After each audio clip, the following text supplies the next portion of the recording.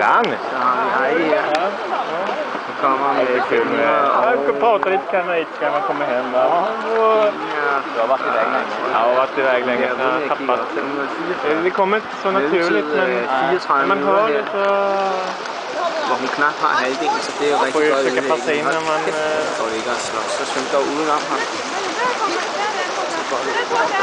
Kom her, Gordon! Hjem, Heidi!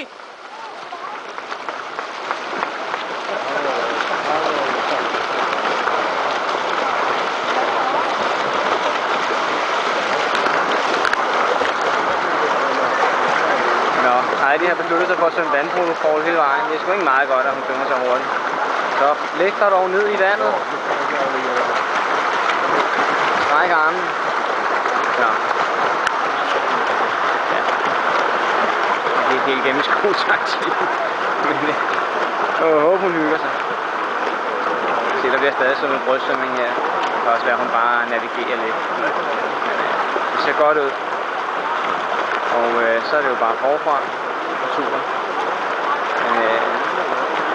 Det kunne ligne en mellemtid på omkring